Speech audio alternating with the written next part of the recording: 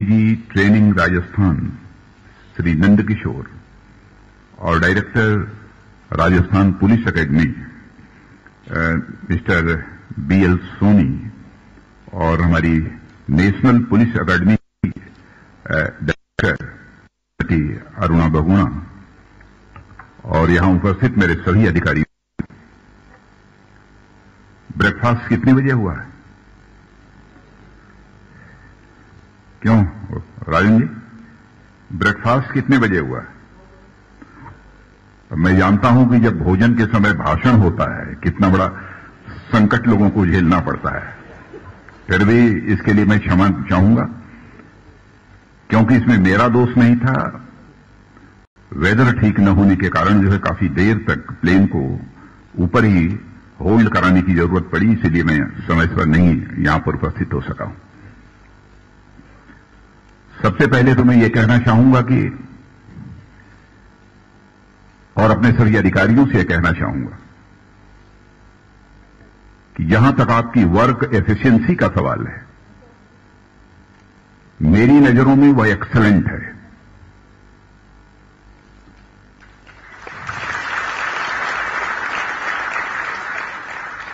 शायद जिसका अनुभव न हो वह कह सकता है कि आपकी वर्क एफिशिएंसी एक्सीलेंट नहीं है। मेरा अनुभव है और मैं कह सकता हूं कि आपकी वर्क एफिशिएंसी एक्सीलेंट है। क्यों कहना चाहता हूं? राजनीतिक क्षेत्र में लंबे समय तक काम करते हुए भिन्न भिन्न दायित्वों का जो निर्वहन मुझे शासन में करना पड़ा है और उसके परिणाम स्वरूप जिस नतीजे पर मैं पहुंचा हूं, उसी आधार पर मैं यह बात कह रहा हूं। याद है मुझे जब मैं उत्तर प्रदेश में मुख्यमंत्री के रूप में अपनी जिम्मेदारी का निर्वाह कर रहा था, माओवाद के संकट से एक बहुत बड़ा क्षेत्र उस समय जूझ रहा था। कई अधिकारियों की हत्या हो चुकी थी। मैं ज्यों ही वहां पहुंचा, अपने सारे सीनियर पुलिस ऑफिसर्स को बुलाकर डीजी और सारे दूसरे अधिकारियों को मैंने कहा कि इस चैलेंज को हमें एक्सेप्ट करना चाहिए। स्वाभाविक समस्या जो अधिकारियों के समक्ष आती है, उन्होंने कहा साहब हम इस चैलेंज को मीट आउट करने के लिए तो पूरी तरह से तैयार हैं, लेकिन सबसे बड़ा संकट हम लोगों के सामने जो खड़ा होता है, दूसरी पॉलिटिकल पार्टीज, और इतना ही नहीं बल्कि ह्यूमन राइट्स कमीशन के द्वारा जो हम लोगों को कटघरे में खड़ा किया जाता है, तरह तरह के सवाल पूछे जाते हैं, हैरेसमेंट जो होता है, उस समय एक विकट स्थिति का सामना हम सबको करना पड़ता है। मेरा विश्वास उनके ऊपर था। मैंने कहा कि आप इसकी चिंता मत करो, ह्यूमन राइट्स कमीशन को फेस करना होगा तो मैं चीफ मिनिस्टर के रूप में मैं फेस करूंगा, लेकिन अपने उत्तर प्रदेश के पुलिस अधिकारियों को ह्यूमन राइट्स कमीशन को फेस करने का अवसर नहीं दूंगा। जरूरत हुई तो मैं सीधे फाइल पर आदेश करूंगा। उत्तर प्रदेश कैडर के यदि यहां पर पुलिस अधिकारी उस समय के होंगे कितनी बड़ी इतिहास में आज भी उसे याद करते हैं। उस घटना की बहुत डिटेल में जाकर मैं चर्चा नहीं करना चाहूंगा। इसीलिए मैंने कहा आपकी वर्क एफिशिएंसी, आपकी कार्य क्षमता उत्कृष्ट है। अभी हमारे अरुण चतुर्वेदी जी ने चर्चा की, 40 साल की हमारी उम्र, उत्तर प्रदेश में शिक्षा मंत्री के रूप में मैं जिम्मेदारी निभा रहा था। मास कापिंग आम बात हो गई थी और बहुत ही गर्व के साथ करते थे, नकल करते थे, कहते थे कि साहब मैं करूंगा, कोई मेरा क्या बिगाड़ लेगा। लेकिन मैं क्लास ईयर्थ में जब पढ़ता था तो हमारे बगल में जब हमारे ही मित्र बैठकर यदि कुछ नकल करते थे तो उसी समय मेरे मन में यह भाव पैदा हुआ था कि यदि ईश्वर मुझे कभी उत्तर प्रदेश का शिक्षा मंत्री बना देगा तो मैं इस नकल को रोक दूंगा। परमात्मा ने हमारी वह मुराद पूरी की। और पहली बार मंत्री बना और पहली बार मैं शिक्षा का ही कैबिनेट मंत्री बना। शायद इनमें से बहुत लोग जानते होंगे, शायद राजू महर्षि जी को जानकारी होगी। कर्नैल सिंह एक हुआ करते थे जो गवर्नमेंट ऑफ इंडिया में भी सेक्रेटरी थे, डेड ऑनेस्ट ऑफिसर, उसमें प्रिंसिपल सेक्रेटरी थे हमारे। उनको बुलाकर मैंने कहा हम नकल नहीं चाहते। उन्होंने कहा सर मास कॉपिंग होती है, करोड़ों बच्चे पढ़ते हैं, क्या इसका उपाय हो सकता है? हम भी चाहते हैं कि मास कॉपिंग नहीं होनी चाहिए। मैंने कहा इसके लिए चाहे जिस भी सीमा तक जाना हो मैं जाने को तैयार हूं, और मैं चाहता हूं कि वैसा कोई एक्ट बनना चाहिए। उन्होंने ड्राफ्ट बिल तैयार किया एंटी कॉपिंग ऑर्डिनेंस का, लेकिन उसके साथ उन्होंने यह भी कहा कि आप अपने साथियों से इस पर परामर्श कर लीजिए, क्योंकि इससे पॉलिटिकल लॉस होगा, राजनीतिक क्षति होगी। एक अधिकारी को अपने मंत्री को जैसा सुझाव देना चाहिए था, उस धर्म का निर्वाह कर्नैल सिंह जी ने किया था। मैंने कहा कि मुझे बात करने की कोई जरूरत नहीं है, लेकिन जब मैं कैबिनेट में गया तो कई बार वह पास नहीं हो पाया। लोगों का तर्क यह था कि साहब जिस दिन नकल विरोधी कानून पास कर देंगे या बिल पास कर देंगे तो इसमें करोड़ों बच्चे स्कूल और कॉलेजेस में जो पढ़ते हैं, यदि उनकी अरेस्ट होगी, मैनेजमेंट के लोगों की अरेस्ट होगी, टीचर्स की अरेस्ट होगी, तो ऐसे करोड़ों बच्चे यदि नाराज हो जाएंगे तो 1 करोड़ लड़के ही, मान लीजिए 1 करोड़ परिवार नाराज हो गए तो 5 करोड़ वोटर भाजपा के खिलाफ हो जाएंगे। बहुत बड़ा पॉलिटिकल लॉस होगा। इसको हम कैसे कब कॉम्पनसेट कर पाएंगे? लेकिन मैं धन्यवाद देना चाहता हूं तत्कालीन मुख्यमंत्री जो कि राज्यपाल होकर कल राजस्थान में पधार रहे हैं, श्री कल्याण सिंह जी को। श्री कल्याण सिंह जी ने कैबिनेट में जब तीसरी बार वह प्रपोजल गया तो उन्होंने हाथ से उठाकर यह कहा कि हमारे शिक्षा मंत्री जी का आग्रह है, इसे पास कर दिया जाना चाहिए, इस पर कोई बहस नहीं होगी। पास हो गया। जो भी बातें आज मैं आपसे करूंगा अनुभव के आधार पर करूंगा। जो रिजल्ट 75% आता था वह रिजल्ट उस साल 14.2% आया। 14.2%। शिक्षा का खोखलापन उजागर हो गया। इसका श्रेय यदि मैं देना चाहता हूं तत्कालीन डीजी पुलिस श्री प्रकाश सिंह जो कि अब रिटायर हो चुके हैं। ऐसे अधिकारियों का नाम लेते हुए मुझे बहुत ही गौरव की अनुभूति होती है। मैं जूनियर मिनिस्टर था, कैबिनेट मिनिस्टर था, लेकिन आयु कम होने के कारण उत्तर प्रदेश जैसे राज्य में जूनियर मिनिस्टर की हमारी हैसियत थी। वो एक दिन मैं गेस्ट हाउस में रह रहा था, मुझे बंगला भी नहीं मिला था। एकाएक वर्दी पहने और पूरी कैप लगाए, वेल ड्रेस्ड वो पहुंचे और सल्यूट करते हुए उन्होंने कहा कि सर मैं आपको कांग्रेचुलेट करने के लिए आया हूं।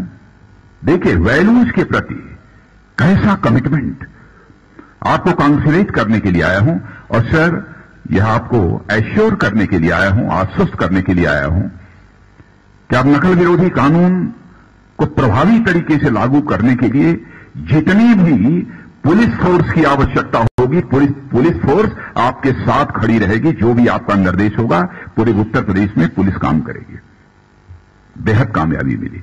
और मैं आपको यह भी जानकारी देना चाहता हूं, 1 नंबर का ग्रेस मार्क यदि मैंने न दिया होता तो रिजल्ट 7.3% होता। लेकिन हमारे डायरेक्टर और बहुत सारे लोगों ने यह कहा कि साहब सोशल ऑब्लिगेशन भी होते हैं, सर इस पर विचार करिए। मैं तो तैयार नहीं था। उससे कहा लोगों ने, पुलिस ने सहयोग किया मुझे। इसीलिए कहा कि आपकी वर्क एफिशिएंसी पर कोई साइन ऑफ इंट्रोगेशन नहीं लगा सकता, पहचानिए अपने को। और आज का दृश्य ज्यादा बेहतर रहा होता यदि सभी लोग अपनी वर्दी में होते।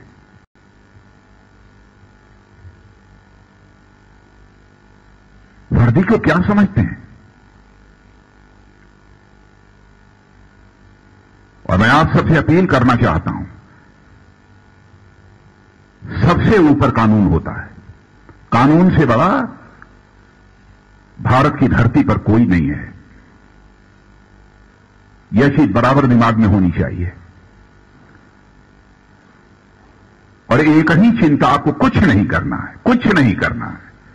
आपके केवल इतना ही करना है कि आपको अपने वर्दी का सम्मान, आपको अपने वर्दी की मान सम्मान बचाकर रखना है। बस इतना ही करना है, इसके अतिरिक्त कुछ नहीं करना।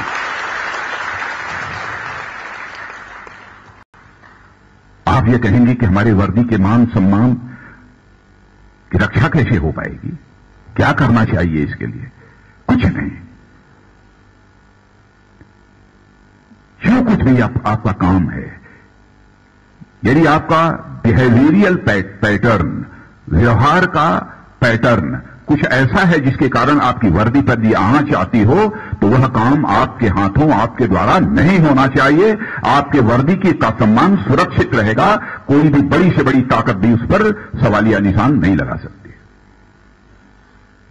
पूरा यकीन है मुझे। कैसे इसकी सुरक्षित रखा जा सकता है आप जानते हैं। मैं आज भी होम मिनिस्ट्री में जो अपने अधिकारियों के साथ बैठता हूं, बहुत लाइट मूड में बैठता हूं, बहुत ही लोकतांत्रिक पद्धति से, डेमोक्रेटिक तरीके से। मैं कहता हूं खुले विचार आने चाहिए, सबको मैं सुनना चाहता हूं। ठीक है, फाइनल डिसीजन जो चीफ मिनिस्टर है, प्राइम मिनिस्टर है, ऐसा सिस्टम है। फाइनल डिसीजन तो पॉलिटिकल लीडरशिप को ही करना है, इसमें कहीं दो राय नहीं है। लेकिन लोकतांत्रिक डेमोक्रेटिक तरीके से उसे सबको खुली आजादी देनी चाहिए। ऐसा नहीं होना चाहिए कि कभी कोई तथ्य ऐसे हों जो कि सामने आने चाहिए और ना आ पाते हो, और भी कोई आ जाते हैं। कल जैसे हमारे एक अचीवमेंट, उसकी मैं उस इशू की चर्चा नहीं करना चाहूंगा, करना उचित भी नहीं होगा। हमारा प्रेजेंटेशन हो रहा था कल 100 डेज पूरा होने के बाद। मैंने कहा कि खुलकर बोलिए। सभी लोग चुप बैठे थे। मैं कहा बोलिए। बोलने के लिए 4 बार मुझे कहना पड़ा। बाद में एक उन्होंने कहा कि सर, ये जो अचीवमेंट्स हैं, अचीवमेंट्स में जो यह पॉइंट आ रहा है, मुझे लगता है कि यह उचित नहीं होगा। मैंने तुरंत उस अधिकारी को कांग्रेचुलेट किया, कहा था ये बहुत ही रेलेवेंट इशू रेज किया है, मैं कांग्रेचुलेट करता हूं और इससे मैं पूरी तरह से 100% एग्री करता हूं। और आपसे भी मैं कहूंगा, अपने भी जो भी पॉलिटिकल लीडरशिप है, पॉलिटिकल लीडरशिप के सामने अपनी बात रखिए। डिसीजन लेने का ऐसा नहीं होना चाहिए कि संकोच में हम बात न रखें, कहीं कोई नाराज न हो जाए, कहीं कोई ऐसी नाइत्तफाकी न पैदा हो जाए। मत डरिए, none is above the law, कोई भी कानून से ऊपर नहीं है, यह मानकर चलिए। और मैं हमारे जीवन के तो कई ऐसे उदाहरण हैं। हर भारतीय को शांति, सुरक्षा और सम्मान की गारंटी देना हमारा दायित्व है।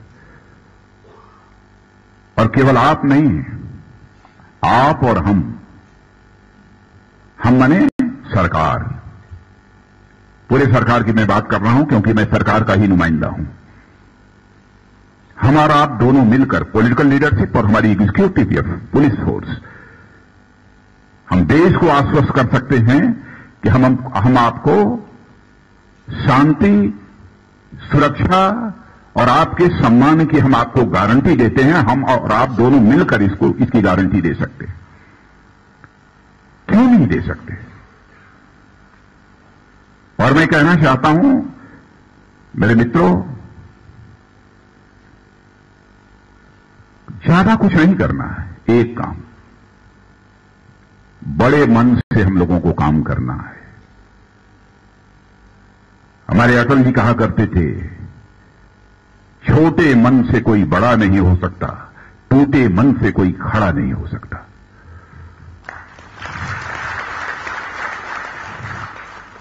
बड़े मन से केवल हम सबको काम करने की जरूरत है। मन छोटा मत करिए, मन बड़ा होगा तो स्पिरिचुअल हाइट को हासिल करेंगे, आध्यात्मिक ऊंचाइयों को आप प्राप्त करेंगे। मन बड़ा होगा तो छोटे स्पिरिचुअल हासिल किया जा सकता है। वैसे ये लंबा विषय है, इसके डिटेल में मैं नहीं जाना चाहूंगा,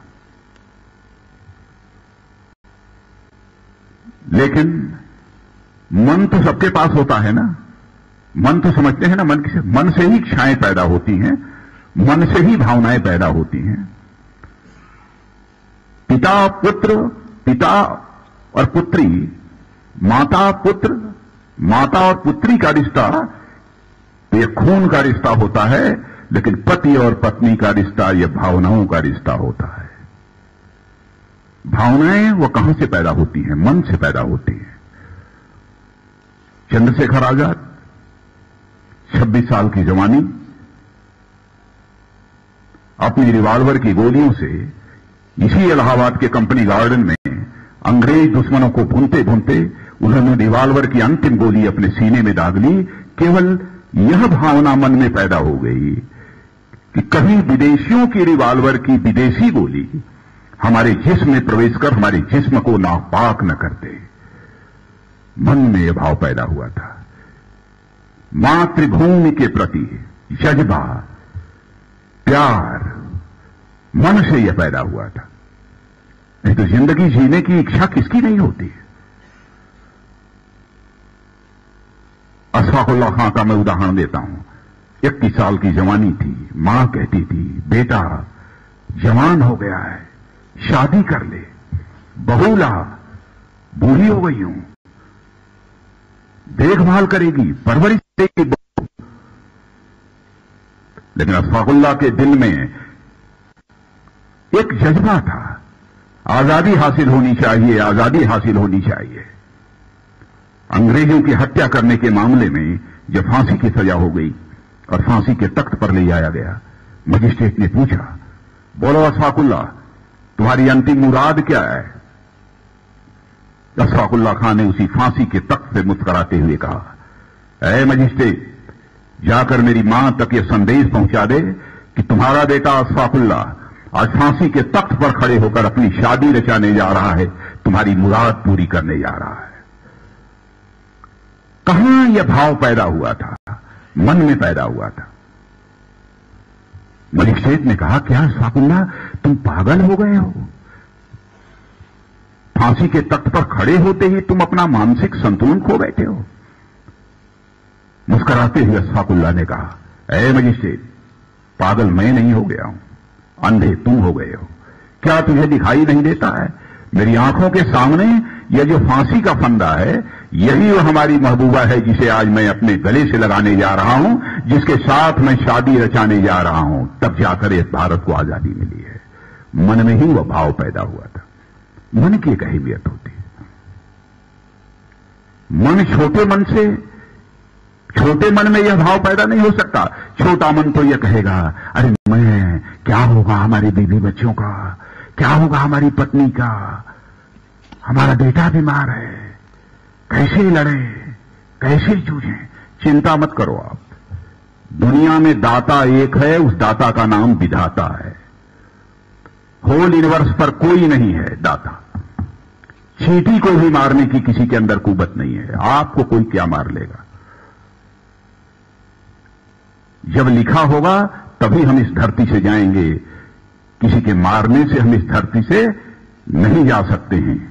कोई नहीं है। यह भाव मन के अंदर होना चाहिए, जज्बा होना चाहिए। बड़े मन से ही यह जज्बा पैदा हो सकता है। हम किसी को अपमानित नहीं करेंगे, किसी को ह्यूमिलिएट नहीं करेंगे। हम कॉलोनियल पुलिस नहीं है, हम पीपुल्स पुलिस है। कॉलोनियल पुलिस नहीं है, पीपुल्स पुलिस है। लोगों की हम पुलिस है। मैं भी शासक नहीं हूं। आज मैं आपके सामने खड़ा हूं तो मैं हिंदुस्तान की जनता के सेवक के रूप में खड़ा हूं, शासक के रूप में नहीं खड़ा हूं। मार नहीं सकता। और ये मन, मैथमेटिक्स आप लोगों ने पढ़ी है कि नहीं पढ़ी? इसमें बहुत लोगों ने मैथमेटिक्स पढ़ी होगी। हो सकता है कुछ ऐसे लोग हों जिन्होंने कि मैथमेटिक्स न पढ़ा हो, लेकिन 10th क्लास तक तो एलजेब्रा तो पढ़ा ही होगा ना।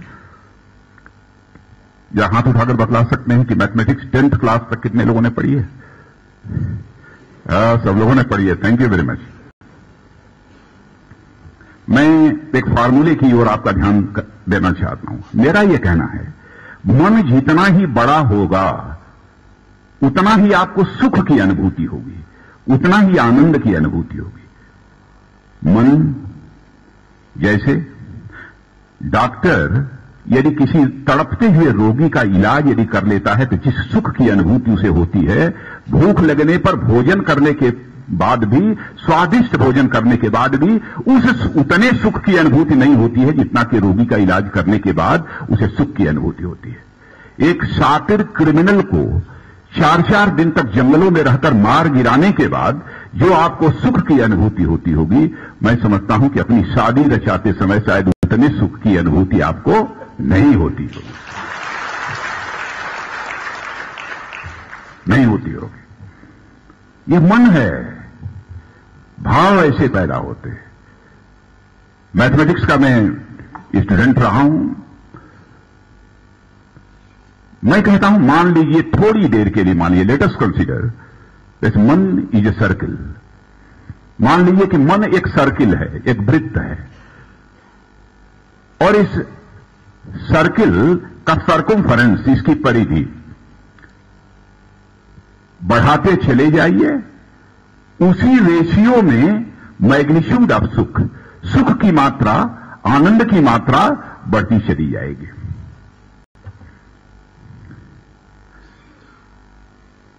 अब पता नहीं इसे समझ पाए कि नहीं। यदि इसे मैथमेटिकल इक्वेशन में कहना हो तो मैं कह सकता हूं सर्कमफरेंस ऑफ मन is directly proportional to the magnitude of सुख।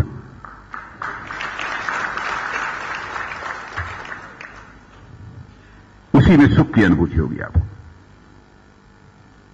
मित्रों, आइए हम आप मिलकर बड़े मन से काम करें। क्यों ना हम यहां से संकल्प लेकर यहां आए। हिंदुस्तान की जनता को शांति, सुरक्षा और सम्मान की गारंटी यदि कोई दे सकता है तो हम और आप दोनों मिलकर दे सकते हैं, या संकल्प लेकर मैं समझता हूं कि इस अकेडमी से हम सबको जाने की जरूरत है। जाइए, अपने राज्यों में जज्बा भर दीजिए लोगों के अंदर। जो होना होगा होगा। और मैंने देखा है पुलिस फोर्स के जवानों को, सचमुच मैं तो करके रोमांचित हो जाता हूं। लगता होगा आप लोगों को, क्या फैसला कर दीजिए, बहुत बड़ा जोखिम है, बहुत बड़ी जोखिम में। अब जैसे पाकिस्तान फायरिंग कर रहा था बराबर, अनायास सीज फायर का वायलेशन, कोई जरूरत नहीं। हमारे डीजी हैं बीएसएफ के, मिस्टर पाठक, बहुत अच्छे डीजी हैं। उन्होंने रात को मुझे बताया कि साहब हम लोग, अब देखिए भारत की उदारता, फ्लैग मीटिंग होनी चाहिए पाकिस्तान के साथ। 16 बार हम लोगों ने व्हाइट फ्लैग दिखाया, फिर भी पाकिस्तान रिस्पॉन्ड नहीं कर रहा है। पाकिस्तान रिस्पॉन्ड कर ही नहीं रहा है। मैंने कहा 17वीं बार व्हाइट फ्लैग मत दिखाइए।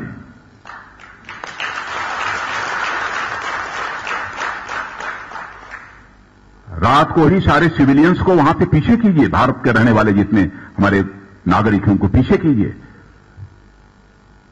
मुंहतोड़ जवाब दीजिए। बधाई देना चाहता हूं अपने सारे उन बीएसएफ के जवानों को जिन्होंने 4000 फायरिंग की और 100 मोर्टार्स दागे और हौसले पस्त कर दिए। क्यों नहीं हो सकता? भारतवासियों से ज्यादा कुव्वत और ताकत किसके जिस्म में है? किसका खून इतना गर्म है? क्यों नहीं कर सकते हैं?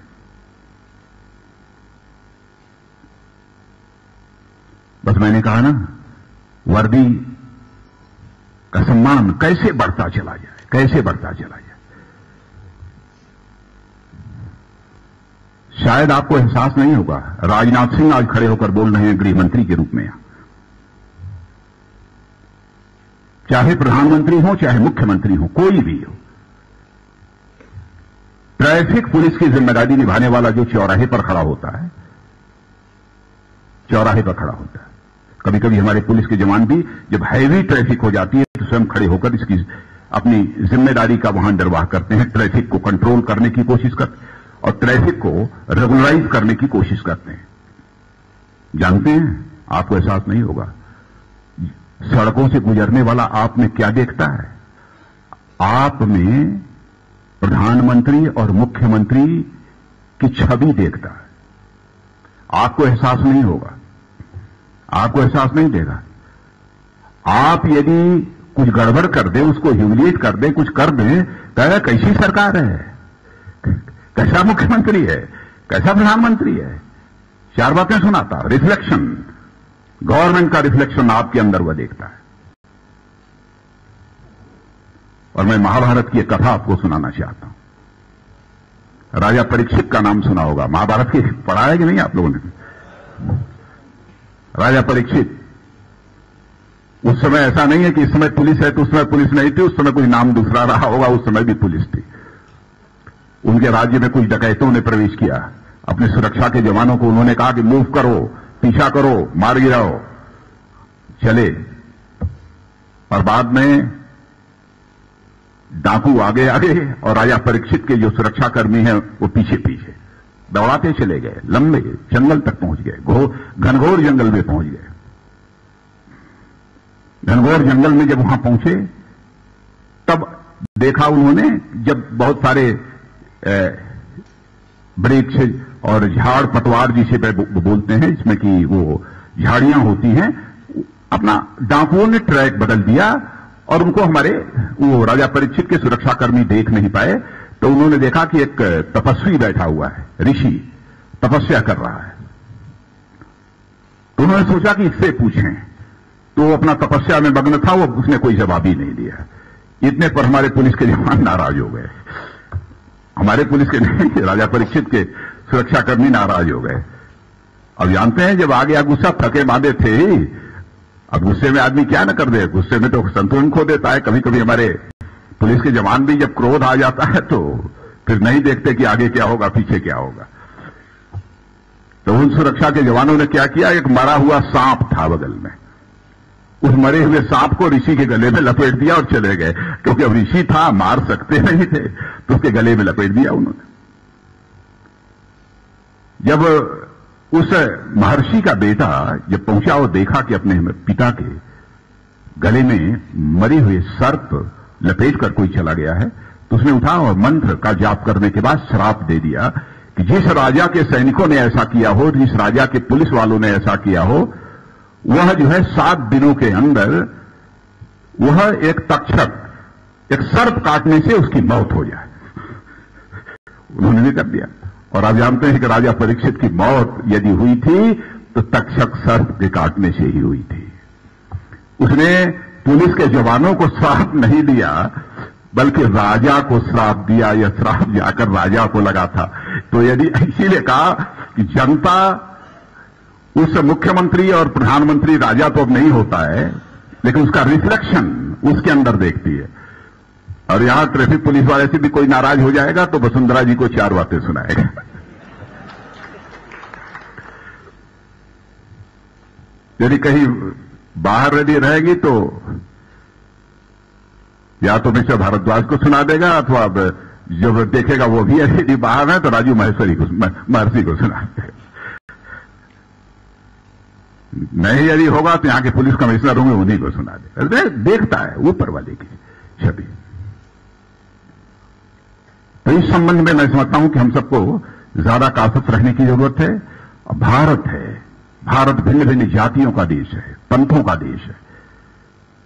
कास्ट, क्रीड, सेक्ट, रिलीजन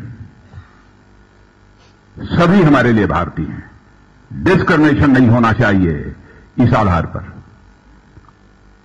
और यह बात मैं जानता हूं कि हम भारतीय जनता पार्टी के लोगों के संबंध में किस प्रकार की भ्रांति पैदा की गई है। गवर्नमेंट है हमारी, मैं गवर्नमेंट के रिप्रेजेंटेटिव के रूप में आपको बोल रहा हूं। कास्ट, क्रीड, सेक्ट और रिलीजन के बेसिस पर किसी प्रकार का डिस्क्रिमिनेशन हम एक्सेप्ट नहीं करेंगे, नहीं होना चाहिए। सभी हमारे लिए भारतीय हैं, जो भारत माता की कोख से पैदा हुए हैं और भारत की मिट्टी की धूल में खेल कूद कर बड़े हुए हैं। सभी हमारे लिए भारतीय। सोशल हार्मनी, कम्युनल हार्मनी, ये इस्टेब्लिश करने के लिए हम क्या कर सकते हैं, उसमें भी मैं जानता हूं कि हमारे पुलिस के अधिकारी और पुलिस के जवान जितनी भी सेवाएं हैं सबसे अधिक महत्वपूर्ण भूमिका का निर्वाह कर सकते हैं। और इस सेवा के प्रति मेरे मन के अंदर सम्मान जो है क्यों है। मैं भी जब एमएससी कर रहा था तो उस समय ही मैं भी पॉलिटिक्स में नहीं आना चाहता था। हमारी भी इच्छा उस समय होती थी हम भी आईएएस आईपीएस बनेंगे, हमारी भी यही इच्छा होती थी। और हमारे बहुत सारे मित्र हैं इस समय, अब तो रिटायर हो गए। मैं भी 63 साल का हो गया, वही रिटायर हो गए। और हम लोग इलाहाबाद यूनिवर्सिटी में नोट एक्सचेंज करते थे एक दूसरे से। मैं लेक्चरर होकर चला आया था पोस्ट ग्रेजुएट कॉलेज में, तो फिर हम लोग नोट एक्सचेंज करते थे। लेकिन उस रास्ते से फिसल कर मैं पॉलिटिक्स में चला आया, राजनीति में मैं चला आया। तो इस सेवा के प्रति बहुत सम्मान है। और इस सर्विस की कोर वैल्यूज आप अच्छी तरह जानते हैं क्या है। उसके बारे में मैं चर्चा नहीं करना चाहूंगा, क्योंकि आईपीएस में सिलेक्शन होने के बाद आप लोगों की किसी भी पुलिस एकेडमी में भी ट्रेनिंग हुई होगी, ट्रेनिंग के लिए गए होंगे, तो उसमें बहुत सारी बातें, इंटीग्रिटी, ऑनेस्टी, ओबीडियंस और साथ ही साथ इम्पार्शियलिटी, ये सब सारे क्या कोर वैल्यूज होते हैं, इन सब सारे विषयों के बारे में उस समय चर्चा की होगी। 2-3 और बातें आपके सामने रखकर, क्योंकि 1:45 बज रहे हैं, मैं अपनी बातों को समाप्त करना चाहूंगा। ये एक परसेप्शन बन गया है, परसेप्शन बन गया। कैसे दूर हो सकता है? इसमें आपको रोल प्ले करना है कि साहब कभी कभी तो पुलिस की ऐसी हालत हो जाती है, लोग मनुष्य, ये रियलिटी नहीं है, सच्चाई नहीं है। शरीफ आदमी को भी यदि पुलिस की वर्दी पहना दीजिए और 2 साल के बाद यदि आप फिर से उससे मिलने के लिए जाइए तो 2-4 वेद वाक्य आपको सुना देगा। पर वेद वाक्य का मतलब गाली गलौज। वो बात करेगा तो बिना कुछ ऐसे शब्दों का प्रयोग किए नहीं बात करेगा। कितने भी शरीफ आदमी को पहना दीजिए, ये हकीकत नहीं है। मैं फिर से इस बात को दोहराना चाहता हूं, यह सच्चाई नहीं है, लेकिन बना हुआ है। ये परसेप्शन कैसे बदले? परसेप्शनल चेंज इसमें आना चाहिए। और इसमें आप लोग बहुत ही महत्वपूर्ण भूमिका निभा सकते हैं, मेरा ऐसा विश्वास है। समाज के कमजोर तबके के लोग, महिलाएं हैं, बच्चे हैं, वीमेन सिक्योरिटी के लिए हम क्या कर सकते हैं? बच्चों की बढ़ती हुई क्राइम, इसको चेक करने के लिए हम क्या कर सकते हैं? मुझसे बेहतर आप लोग जानते हैं। मैं यहां पर उपदेश देने के लिए नहीं आया हूं, आप लोग बतला सकते हैं क्या हो सकता है। बैठिए, एकेडमी में जब जाते हैं वहां पर भी आप सभी अधिकारी हैं, आप कोई छोटे मोटे लोग नहीं हैं। आप लोगों को बैठाकर इन सब सारी चीजों के संबंध में चर्चा कर सकते हैं। आप मुझे सुझाव दीजिए, आपके सुझाव का मैं स्वागत करूंगा। कैसे इन सब सारी चीजों को रोक सकते हैं? बदली हुई परिस्थितियां हैं, कॉलोनियल हुकूमत नहीं है, ब्रिटिश हुकूमत नहीं है, बदली हुई परिस्थितियां तब की। और आजादी जब हासिल हुई थी तब से लेकर आज तक की परिस्थितियों में बहुत बड़ा परिवर्तन आया हुआ है, बहुत बड़ा परिवर्तन आया हुआ। बदली हुई परिस्थितियों के अनुरूप हम कैसे अपने को ढालें? अब जैसे मिस्टर राजन गुप्ता बता रहे थे, सिलेबस पुराना है, मैं समझने की कोशिश कर रहा था। सिलेबस पुराना हो चुका है। क्या बदली हुई परिस्थितियों में जो चुनौतियां हम सबके सामने हैं, क्या उन चुनौतियों का मुकाबला हम इसके माध्यम से कर सकते हैं? मुझे नहीं लगता। माओइज्म का चैलेंज, टेररिज्म का चैलेंज, नक्सलिज्म का चैलेंज, वही माओइज्म हो गया, इंसर्जेंसी का चैलेंज, इन सब सारे चैलेंजेस को कैसे हम बीट आउट करेंगे? क्या करना चाहिए? आपका सुझाव आमंत्रित है। मैं तो अपनी ब्रेन स्टार्मिंग रिटायर्ड ऑफिसर्स और जो हमारे इस समय के सिटिंग ऑफिसर्स हैं उनके साथ मैं बैठकर कर रहा हूं, और इस संबंध में एक कंप्रिहेंसिव पॉलिसी और कंप्रिहेंसिव एक्शन प्लान, दोनों ये हमारा तैयार लगभग हो चुका है। लेकिन आप लोगों को से भी मैं सुझाव आमंत्रित करूंगा, और वेबसाइट जो हमारी होम मिनिस्ट्री की है, मैं आप सबको निवेदन करूंगा कि आप लोग हमारी वेबसाइट पर अपने सुझाव दीजिए। मैं जाकर अपनी होम मिनिस्ट्री को बतलाऊंगा। हमारे स्पेशल सेक्रेटरी श्री प्रकाश जी मिश्रा कहाँ है?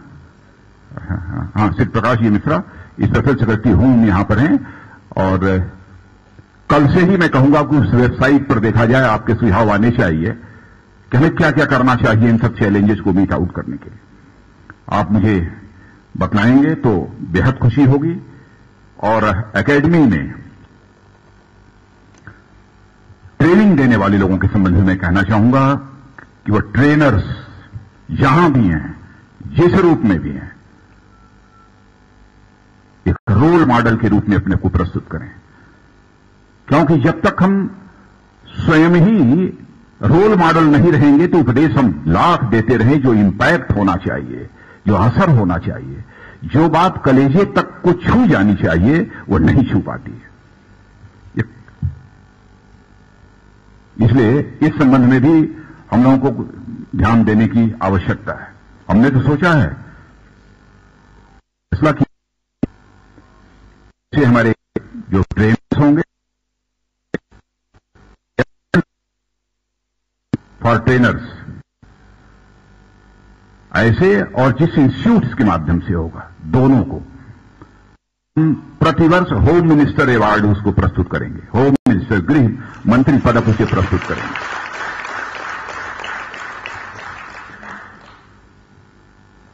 और साथ ही साथ जब हमारी चीफ मिनिस्टर्स की कॉन्फ्रेंस जब भी होगी, उसमें मैं ये भी कहूंगा जो हमारी पुलिस एकेडमी हर स्टेट में चल रही है, इन पुलिस एकेडमीज के परफॉर्मेंस को और बेहतर बनाने के लिए और अच्छी ट्रेनिंग देने के लिए क्या फैसिलिटीज इनको प्रोवाइड की जा सकती हैं हमारे ट्रेनर्स को और साथ हमारे ट्रेनर्स को, इसके संबंध में भी मैं कहूंगा श्री राजन जी गुप्त से, जो हमारे बीपीआरडी के यहां डायरेक्टर हैं, कि इस संबंध में भी एक ड्राफ्ट प्रपोजल करें ताकि इस संबंध में चर्चा कर सकें। यदि आप सब अकेडमी में यहां पर आए हैं, ऐसा मत मानिए कि यहां जो आपने सीख लिया वो पर्याप्त है, ऐसा मानते भी आप नहीं होंगे।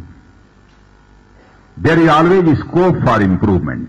जहां रहिए, भोजन करते समय भी स्कोप है इंप्रूवमेंट का, स्नान करते समय भी है इंप्रूवमेंट का। क्योंकि मेरे जीवन में तो ऐसा हुआ है, कभी कभी हम स्नान करने जाते हैं, ऐसे अच्छे विचार आ जाते हैं कि अत्यधिक प्रसन्नता होती है स्नान करते। वाह वाह, क्या परमात्मा की कृपा थी कि आज इन्होंने कैसे अच्छे विचार मेरे अंदर जो पैदा कर दिए। और जब अच्छे विचार मेरे मन के अंदर पैदा होते हैं तो मैं यह मान लेता हूं कि मेरे ऊपर परमात्मा की कृपा है। मंत्री बनने से मैं यह नहीं मानता हूं कि मेरे ऊपर विधाता की कृपा है। जिस दिन मेरे मन के अंदर अच्छे विचार पैदा होते हैं, उसी दिन मैं मानता हूं कि आज मेरे ऊपर परमात्मा की कृपा है। पद तो आता जाता रहता है। भारत एक ऐसा देश है कि मेरे मित्रों, पद के कारण किसी का कद बड़ा नहीं होता। यहां पद के कारण किसी को कोई बड़ा नहीं मानता। बहुत देखे होंगे आप लोगों ने, कद पद के कारण बड़ा नहीं होता है। कद बड़ा होता है तो अपनी कृतियों के कारण बड़ा होता है, अपने एक्शंस के कारण कद बड़ा होता है। पद के कारण कभी नहीं बड़ा हो सकता। कभी कभी एक छोटा सामान्य कांस्टेबल अच्छा रोल कर देता है तो आप देखिए जनता उसको एकदम बिल्कुल हथेली पर उठा लेती है, उसके प्रति सम्मान। मैंने ऐसे भी कांस्टेबल्स को देखा है जिन्होंने एक्सीलेंट परफॉर्म किया है, तो चुनाव में उन्होंने शानदार सफलता हासिल की। वो कभी हटकर रिटायर हुए हैं अथवा उन्होंने वॉलंटरी रिटायरमेंट ले लिया है, चुनाव लड़ गए हैं तो जनता ने उन्हें भारी मतों से विजय दिलाई है। ऐसे पुलिस ऑफिसर्स को भी मैंने देखा। मनुष्य के जीवन में सम्मान से बढ़कर और कोई चीज नहीं होती। मेरा आज तक का रिकॉर्ड है कि मैंने एक बार चीफ मिनिस्टर, 3 बार भारत सरकार में कैबिनेट मिनिस्टर, तीसरी बार है, और साथ ही साथ स्टेट में भी कैबिनेट मिनिस्टर की जिम्मेदारी मैं निभा चुका हूं। लेकिन मुझे याद नहीं है, उत्तर प्रदेश कैडर के लोग यहां पर हैं, यूपी कैडर के, मुझे याद नहीं है कि मुझे ऊंचे स्वर से कभी किसी अधिकारी को बोलने की जरूरत पड़ी होगी। बढ़िया, बोलने की जरूरत नहीं पड़ी होगी। खुद ठीक रहिए, सब ठीक होगा। संकेत में ही सब सारा काम हो जाएगा। अब जो संकेत को न समझे उसे फिर स्वयं ही सोच ले। जो जस्टिफाइड चीज है उसे तो समझना चाहिए, और जस्टिफाइड जो है उसे आपको बोलना चाहिए, हिम्मत के साथ बोलना चाहिए। मैंने कहा ना, कोई भी कानून से ऊपर नहीं है। यह विश्वास, यह भरोसा लेकर जाइए। और मैं आज यदि इस एकेडमी में आया हूं तो इस उद्देश्य के साथ आया हूं, और यह संदेश नीचे तक जाना चाहिए, लोगों तक जाना चाहिए। आज यहां पर गृह मंत्री के रूप में आपको विश्वास देने के लिए आया हूं, आपके अंदर मैं विश्वास व्यक्त करने के लिए आया हूं, अपना विश्वास आपको इनकलकेट कराने के लिए आया हूं, आपके चित्त में बैठाने आया हूं। बस एक काम के लिए आया हूं, और इस काम को ही करने की मैंने अपनी तरफ से भरपूर कोशिश की है। और मैं समझता हूं कि भविष्य में फिर से मिलेंगे। एक बार मैं समय समय पर अपने सारे अधिकारियों का चाहूंगा कि भविष्य में भी ऐसे ही कभी कभी केवल पुलिस एकेडमी ही नहीं बल्कि उसके अतिरिक्त भी किसी कार्यक्रम के संबंध में मैं विचार कर रहा हूं, और जिसमें कि अपने इस समय के प्रतिभा संपन्न और बहुत ही लोकप्रिय प्रधानमंत्री श्री नरेंद्र भाई मोदी से भी मैं आग्रह करूंगा कि वो उस कार्यक्रम को संबोधित करें। आप सबको बहुत बहुत धन्यवाद, और धन्यवाद देने के साथ ही मैं पुनः आप सबको शुभकामनाएं देता हूं, और आप सबके उज्जवल भविष्य की ही केवल शुभकामना नहीं देता हूं। यह तो है ही कि आपका भविष्य उज्जवल हो, लेकिन भारत का भी भविष्य उज्जवल बनाने की क्षमता परमात्मा आपके अंदर प्राप्त करे, आपको दे। यही शुभकामना आप सबको देते हुए अपना निवेदन समाप्त करता हूं।